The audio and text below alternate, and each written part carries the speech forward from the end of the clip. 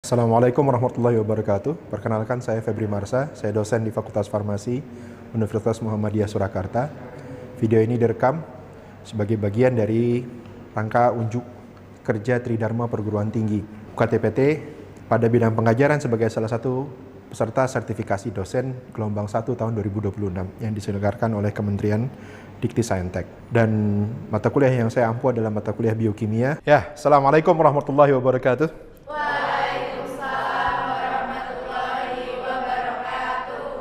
Alhamdulillah, salatu wassalamu ala rasulillah ma ba'd. Saya pertama-tama ucapkan selamat datang. Ahlan wa sahlan marhaban bikum. Welcome. Selamat bergabung ke Fakultas Farmasi Universitas Muhammadiyah Surakarta. Apa rasanya jadi mahasiswa? Alhamdulillah. Kemarin sudah masta ya? Iya. Kamu diapain aja sama kakak kelas? Kenalan. Alhamdulillah, alhamdulillah. Perkenalkan, nama saya Febri Marsa, saya akan menjadi dosen kamu. Dan saya jadi dosen yang pertama kali ketemu kamu di pertemuan hari ini. Ini hari Senin pagi di K2A. Ya. Nah, karena ini hari pertama kamu bertemu pertama kali dengan dosen, saya mengambil inisiatif untuk menceritakan hal yang berbeda daripada kuliah yang harusnya saya serahkan. Ini, kamu tahu ini mata kuliah apa hari ini? Biokimia. Oke. Sebelum itu, saya mau bicara ada beberapa tips untuk menjadi mahasiswa. Kamu tahun pertama jadi mahasiswa, tips sederhana, mudah-mudahan ada manfaatnya. Oke? Yang pertama, respect is earned, but courtesy is demanded. Kamu kalau mau dihormati, kamu harus memperoleh proses penghormatan itu. Tapi sopan santun itu wajib. Sebelum kamu masuk kelas, kerja dulu, baca dulu, dipelajari dulu materinya, dipikirkan dulu kira-kira besok kuliah itu tentang apa. Ya, jangan datang tangan kosong, dengan pikiran kosong juga nggak bagus. Dan datang beneran, jangan sampai absen kan gitu kalau nggak ada halangan yang. Kemudian kamu nyatet. Nyatet itu kuliah bukan catatannya yang penting sebetulnya, tapi proses nyatetnya, karena kamu nyatet itu bikin kamu mikir, bikin kamu jadi ingat. Kalau kamu nggak nyatet, ya sudah catatannya nggak ada, yang bikin kamu ingat juga nggak dilakukan, kan jadi tambah repot. Terus ini tips yang mungkin jarang didengar orang. Keep a glossary of term.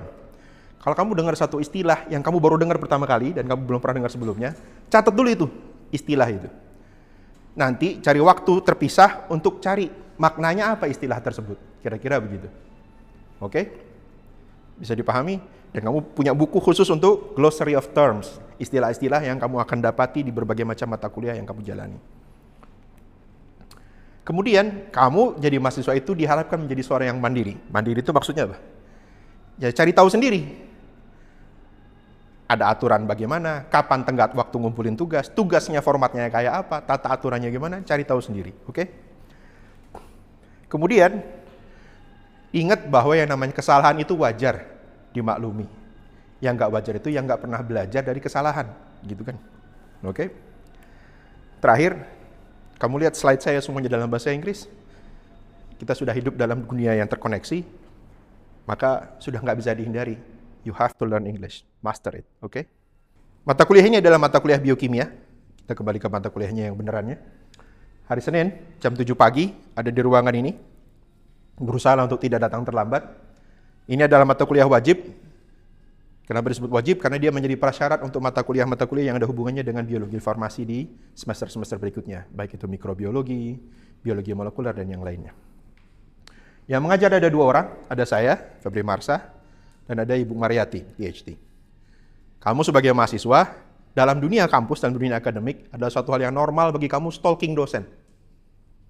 Paham maksudnya? Kamu googling tuh. Nama saya kamu googling, oh Pak Febri itu dulu kuliahnya di mana, kepakarannya apa, ngajar apa aja, dan seterusnya. Kamu googling, kamu cari tahu. Bu Mariati itu siapa, dan segala macamnya itu dicari tahu. Begitu juga dosen-dosen di mata kuliah yang lainnya selama kamu kuliah di farmasi di UMS ini. Semua kuliah dalam satu semester itu sifatnya 16 pekan efektif. 16 pekan efektif.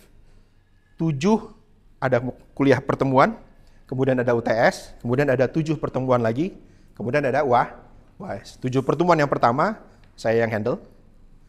7 pertemuan yang berikutnya ada Bu Mariati. Kemudian, kamu seharusnya sudah mulai dikenalkan. Sudah belajar belum? bahwa ada learning management system yang ada di UMS.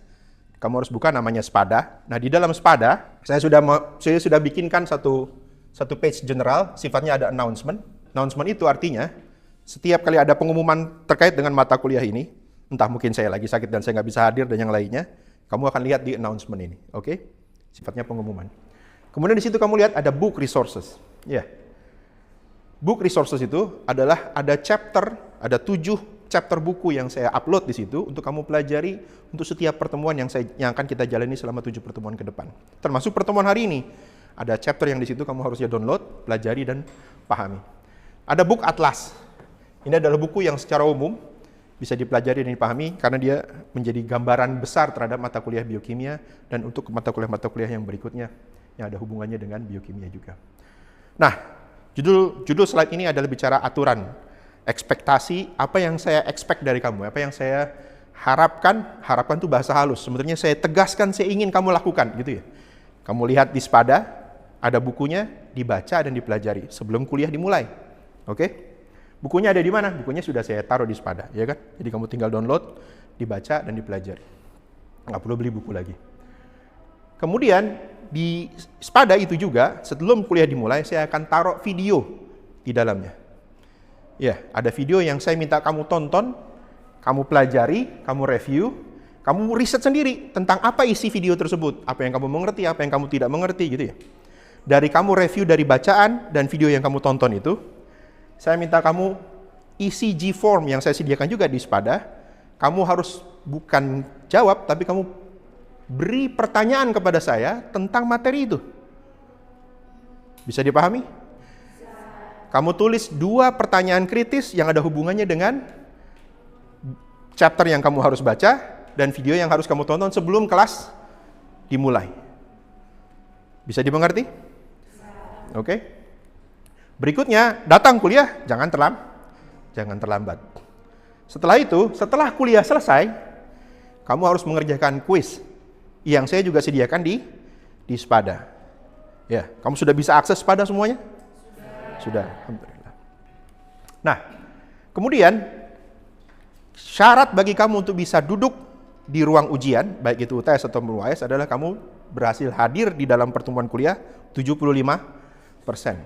Kamu tetap harus absen, isi tanda tangan presensi, tapi bagi saya katakan kamu 75% absen itu bukan karena kamu tanda tangan absensi, tapi karena kamu sudah menyelesaikan questions and quiz. Kamu sudah kirim pertanyaan di G-form dan kamu sudah jawab quiz di SPADA. Oke? Kalau kamu kerjakan 2 hal itu di 6 pertemuan berikutnya full, baru kamu katakan 100%, gitu ya. Kalau kamu nggak ngerjain itu, walaupun kamu presensi, mungkin saya anggap kamu tidak hadir. Bisa dimengerti? Nah, berikut adalah tampilan SPADA yang saat kamu lihat ada videonya di situ. Itu contoh link video yang saya bagikan di sana. Kira-kira begitu. Sejauh ini ada pertanyaan? Cukup dimengerti?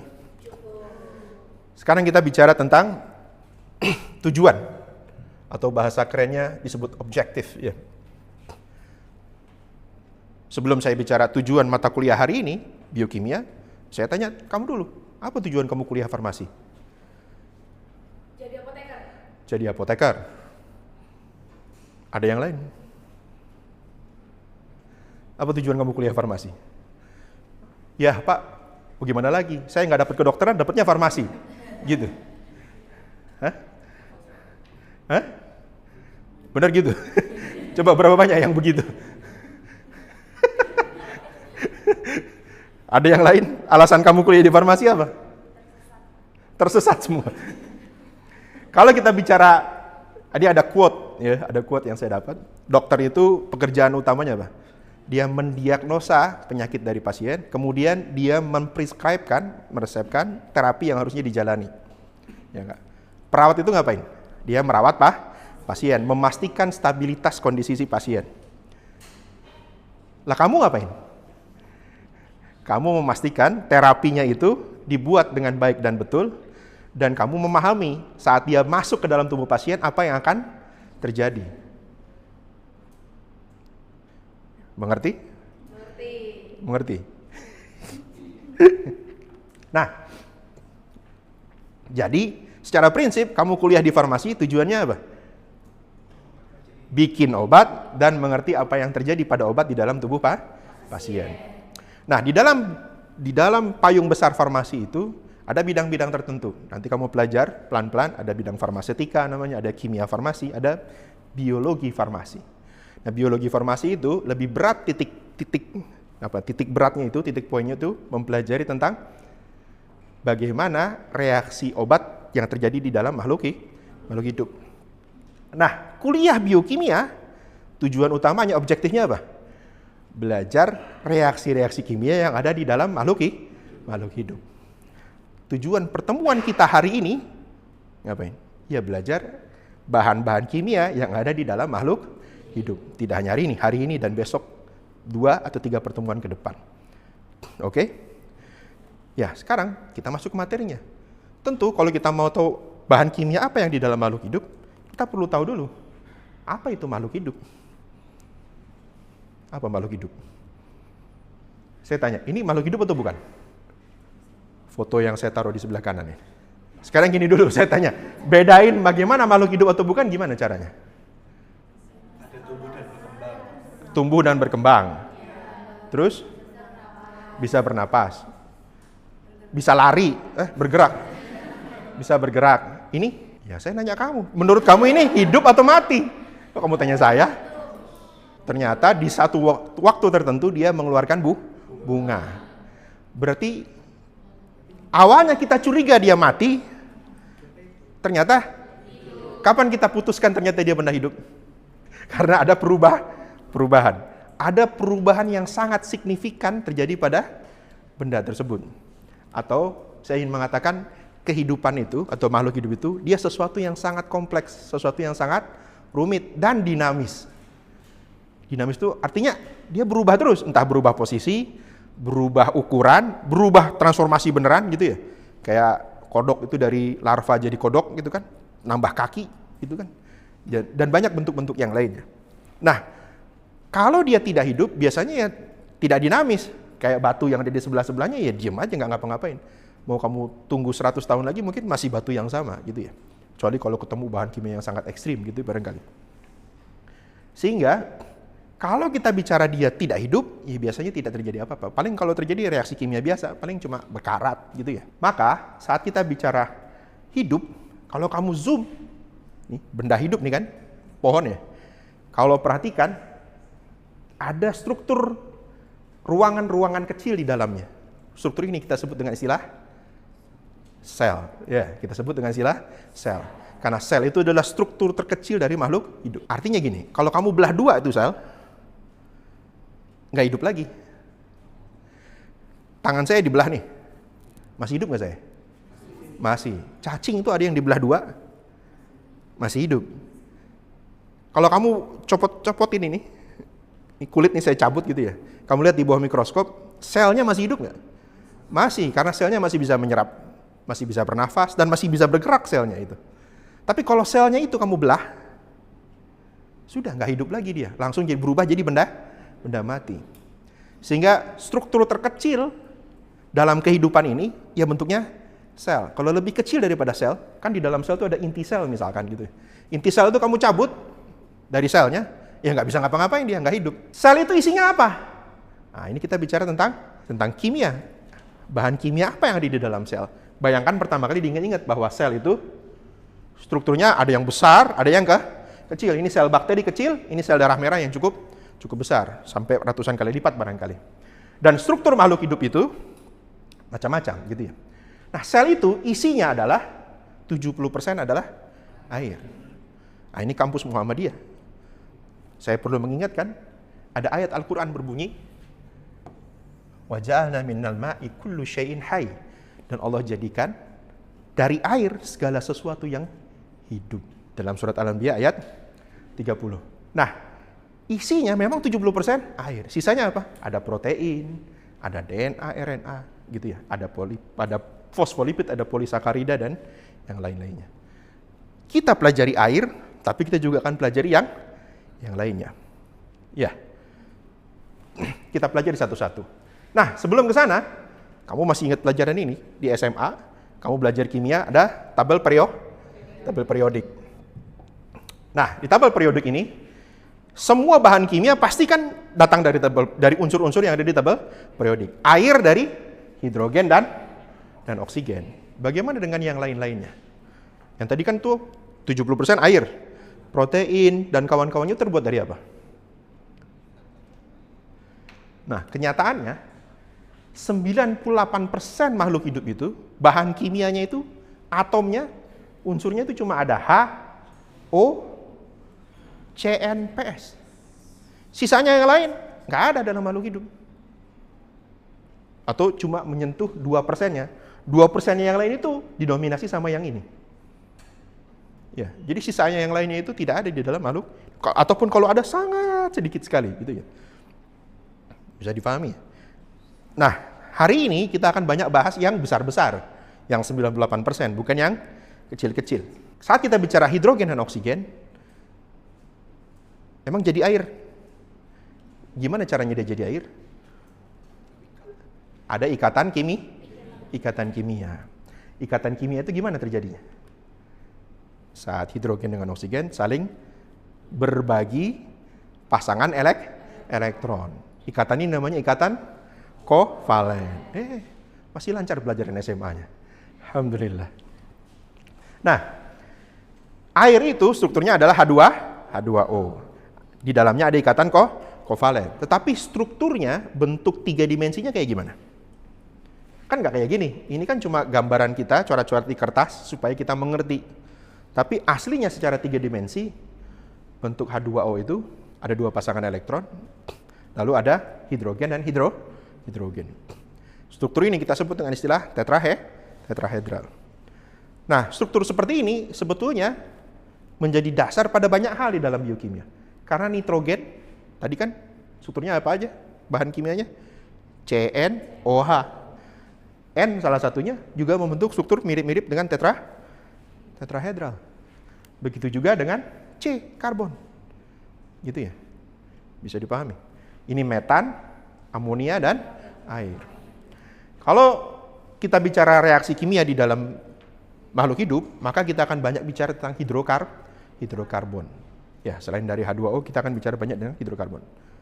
Kamu masih ingat pelajaran hidrokarbon saat SMA? Saya refresher lagi nih, dikit banyak. Setidaknya kamu tahu ini. Apa ini? Nama-nama. Kalau karbonnya 1, namanya metana. Ini alkana ya, semua rantai tunggal. Kalau 2, etana. 3, propana. 4, butana. 5, pentana. Masih ingat? Saya tantang lebih ribet lagi sedikit. Tapi kamu udah belajar juga waktu SMA. Ada namanya gugus fungsi. Functional group dalam bahasa Inggrisnya. Ada gugus hidroksil. Strukturnya OH. Ini nih. ROH. Atau bahasa gampangnya di dalam pelajaran kamu sebelumnya apa? Ini alkohol atau alkanol. Ya. Strukturnya apa? Gugus fungsinya ada OH. Ya, hidroksil. Ya. Kemudian ada karbonil, ada karboksil, ada amino, dan kawan-kawan yang lainnya. Hari ini tapi kita akan belajar minimal 3 saja. Struktur hidroksil yang bikin alkohol tadi, struktur karboksil yang bikin asam karboksilat, ya, COOH, lalu ada struktur fosfat, gitu ya, ada struktur fosfat. Ya, coba kalau kita lihat struktur ini, kalau alkohol, gampang ya, tinggal namanya aja, metanol, etanol, propanol, butanol, dan pentanol, ya kan? Kalau karboksilat gimana berarti namanya? Strukturnya lebih rumit dikit. Ya intinya kan cuma nambah ekor aja kan ya. Depannya COOH nambah ekor. Cuma ada nama umum, ada nama IUPAC namanya. Ada nama pasar, ada nama IUPAC. Nama IUPAC yang kamu gampang hafal nih. Metanol, etanol tadi ya berubah jadi metanoic acid, ethanoic acid gitu ya dan seterusnya. Tapi saat kita bicara nama pasar, dia berubah namanya jadi formic acid, acetic acid, sampai valeric acid gitu ya. Masih ingat pelajaran ini di SMA? Saya nggak mau kamu menghafal ini, saya cuma kamu punya dapat gambaran saja. Sekarang bagaimana kalau saya lanjutkan? Ini valeric acid nih, C-nya 5. C-nya 6 namanya caproic acid. Nah, caproic acid itu bisa didapatkan dari lemak kambing. Jadi lemak kambing itu diambil nih, kamu lagi Idul Kurban, disembelih, kulitnya ditarik, terus kan ada lemaknya tuh. Lemaknya itu kalau dikasih bahan kimia tertentu, nanti bisa ngeluarin minyak. Minyaknya itu kalau dikasih bahan tertentu akan mengeluarkan asam caproic acid namanya. C-nya ada 6. Kalau perhatikan nama ini jadi banyak gitu ya. Ada lauric acid, ada myristic acid, C8, C10, C12, C14, sampai C16. Ini agak penting nih, C16 dan C18 yang kita perlu bahas. Kenapa? Karena ini ada banyak di Indonesia. Apa? Namanya palmitic acid, bisa diturunkan dari minyak kelapa sawit. C-nya ada 16. Kepalanya tetap COOH. Ya. Jadi rantainya panjang. Nah, kalau ada asam karboksilat dengan rantai karbon yang sangat panjang begini, disebut dengan long chain carboxylic acid, atau bahasa keren yang lainnya disebut dengan istilah asam lemak. Apa? Asam lemak. Nah, asam palmitic acid ini, kalau ada 3 dia, lalu bertemu dengan, ini apa namanya? Ini gliserol. Iya benar, namanya gliserol. Tapi kalau dilihat C-nya ada 3. Gugus OH-nya juga ada 3. Waktu SMA, kamu juga harusnya sudah belajar reaksi namanya esterifikasi. Reaksi antara asam karboksilat dengan gugus OH. Ya. Saat terjadi esterifikasi, dia membentuk ikatan kayak begini. Kelihatan? Ya. Kalau kita punya 3 molekul palmitic acid bereaksi dengan gliserol, maka dia akan membentuk struktur yang kita sebut dengan istilah trigliserida. Jadi ada 3 ekor ke bawah dan ada kepalanya yang datang dari gliserol tadi. Struktur inilah yang kita sebut dengan istilah palm oil atau minyak sawit. Trigliserida ini adalah yang mendominasi komposisi dari minyak sawit. Selamat, kamu baru saja belajar 1 bagian biomolekul dari biokimia. Belajar tentang lemak dan minyak. Lemak itu maksudnya adalah kalau kita bicara dia masih bentuknya cair, dan seringkali dalam bahasa Indonesia kalau kita nyebut lemak, maksudnya adalah sesuatu yang lebih sedikit padat gitu ya. Seperti lemak pada hewan. Nah, tetapi kalau kita bicara lemak atau bahasa Inggrisnya lipid, definisinya adalah apa? Definisinya adalah segala sesuatu yang tidak larut dalam air. Sehingga kadang-kadang strukturnya tidak selalu seperti ini, struktur kimianya. Struktur kimianya bisa macam-macam. Ada yang kayak begini, gitu ya. Retinoic acid. Ada yang kayak gini. Ini namanya kolesterol dan kawan-kawannya, struktur steroid. Ya. Ada yang kayak gini. Ini namanya arachnoid acid. Apa? Arachnoid acid. Kamu punya PR dari saya. Arachnoid acid adalah salah satu objek interaksi obat. Kamu anak farmasi, cari tahu obat apa. Dan saya yakin kamu pernah minum semua obatnya. Obat apa yang berinteraksi dengan arachnoid acid? Berikutnya ada struktur yang kayak gini. Ini secara prinsip yang warna hijau ini dia gliserol juga. Ya kan? Nah, gliserol ini punya 2 ekor. Ada palmitat dan ada oleat. Gitu ya. Strukturnya agak miring sedikit. Tapi ekor yang satu lagi ini harusnya ada ekor ketiga nih. Tapi bukan berikatan dengan dengan asam lemak, malah dia berikatan dengan fosfat. Akhirnya struktur ini kita sebut dengan istilah fosfolipid. Agak aneh karena fosfat itu ada muatan negatif atau positifnya, dan fosfolipid ini jadi kayak kepala dia, sedangkan 2 ekor kakinya ke bawah punya sifat lemak. Ya, yang atas kepalanya karena bermuatan negatif dan positif, dia jadi seakan-akan larut dalam air, sehingga kepalanya suka air, ekornya suka lemak. Dan dia bisa berbaris. Ya, berbaris panjang. Iya enggak? Berbaris panjang itu, hasil baris panjangnya itu, kalau dilanjutkan, dia bisa dibikin kayak begini. Ini disebut dengan istilah phospholipid bilayer. Nah, phospholipid bilayer ini adalah struktur yang kamu lihat secara prinsip bisa dibuat dari berbagai macam jenis fosfolipid. Fosfolipidnya ada banyak namanya, kamu silakan baca di resource book yang saya bagikan sebelumnya. Contoh yang lainnya, ada kolesterol kadang-kadang suka nyelip di fosfolipid ini. Nanti ada efeknya, kalau kolesterolnya banyak, efeknya gimana? Kalau kolesterolnya sedikit, efeknya gimana? Phospholipid bilayer ini ada pada struktur sel, yakni yang kita sebut dengan istilah membran. Jadi membran sel yang melingkupi sel itu terbuat dari phospholipid bilayer. Itu menjadi struktur yang sangat penting. Kalau kamu perhatikan, dia hampir kayak terbalik dengan bentuk sabun, iya nggak? Gelembung sabun. Gelembung sabun itu ya kayak sel memang, iya nggak? Cuma bedanya kalau gelembung sabun, luar dan dalamnya adalah udara. Sedangkan kalau sel, luar dan dalamnya air atau bahan-bahan kimia yang lainnya. Nah, ingat dibayangkan bahwa dia selalu bergerak. Nanti akan ada pertanyaan, lalu bagaimana bahan-bahan kimia bisa masuk atau bisa keluar? Ini ada bahasan, kamu bisa baca nanti di bukunya. Bagaimana dia bisa masuk dan bisa keluar? Kalau dia bentuknya ion, jadi nggak bisa masuk. Kan kepala-kepalanya semuanya ion juga, kan gitu ya. Dan seterusnya. Dan kalau terlalu besar juga nggak bisa masuk.